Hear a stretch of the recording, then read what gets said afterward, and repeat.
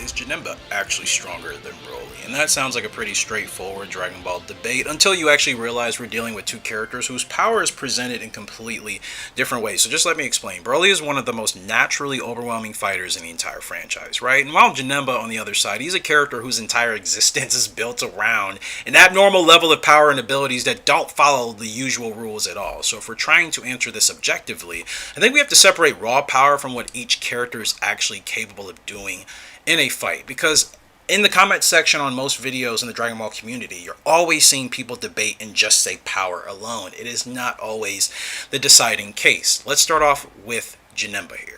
Janemba is one of those characters where the circumstances surrounding his creation are almost as important as the character himself, right? Because he's born from the accumulation of negative energy in the afterlife, and then immediately after he appears, he's already powerful enough to completely overwhelm the fighters who confront him. And that's important because Janemba doesn't spend an entire arc building towards his strength or anything like we see most characters do. There's no long training period, right? There's no gradual realization, okay, that he's stronger than everybody thought. He just appears, he transforms, and then suddenly the situation is escalated to a point where Goku and Vegeta have to approach the problem completely different. And the first version of Janemba is already difficult enough to deal with, but Super Janemba is where the comparison gets serious. At that point, Goku Super Saiyan 3 is obviously not enough, and that's one of the strongest pieces of evidence we have for Janemba's position in the hierarchy of Dragon Ball Z. Because you see, Goku wasn't just simply struggling to hurt him, right? Janemba was essentially operating at a level where Goku needed another solution very quickly. And of course, the solution ended up being fusion, right? That is very significant because Gogeta isn't just another transformation, right? Goku happens to have access to this, same as Vegeta. Their combined power results in a difference immediately.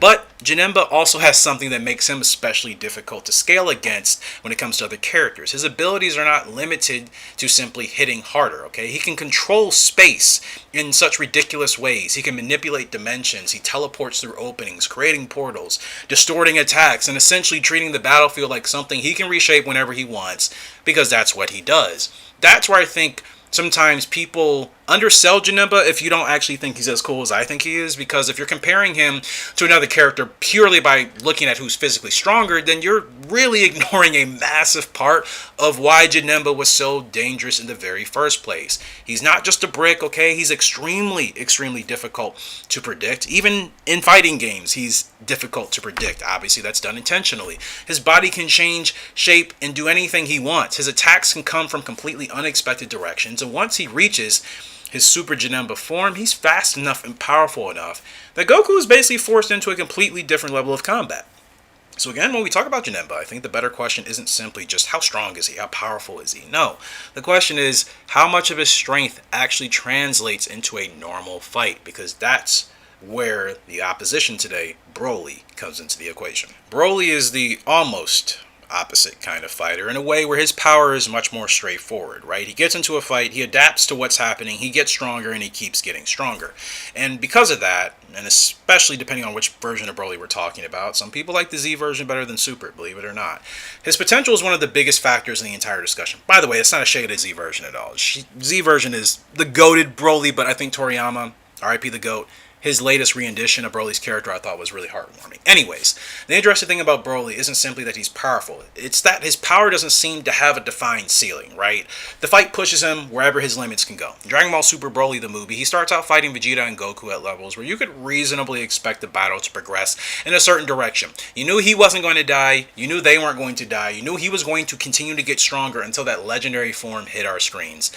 But it doesn't. Broly just keeps adapting, right? He keeps becoming more dangerous in a way where it's like, oh, you're kind of in a fight for your life. And eventually, he's fighting both of them at such a power level that the battle reaches, again, a point where fusion becomes necessary. The same way it was for Super Janemba, the same way it is for Broly here. That's a pretty incredible progression when you think about it. And I think this is where Broly has an argument that maybe Janemba on the other side of things doesn't. You see, Janemba's power, as I said earlier, it's established as sort of an extraordinarily high being, but only in a way where abilities and manipulation actually play into his effect. And again, it's an abnormal situation for Super Janemba. But Broly, his power is shown as something that can continue to escalate when the fight is happening. We didn't see that escalation necessarily with Janemba once he reached his peak, right?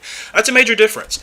Broly doesn't need to even arrive at the fight already knowing exactly where his opponent stands or anything. He just learns through combat. He learns through real-time experience. He gets more comfortable. His instincts naturally improve. And the longer the fight continues to go on, the more dangerous the situation becomes for whoever Broly is facing. And I think that's why Broly is actually one of the hardest characters in Dragon Ball to really evaluate through a simple power scaling chart. In fact, I hate that there's still a thing about that. I don't know. I don't think it holds as much weight as it is when you break this down in layers, because the version of Broly you see at the beginning of the fight in the Dragon Ball Super Broly movie isn't necessarily the version you're dealing with 10 minutes later in the fight. And quite frankly, that was more or less the case, right?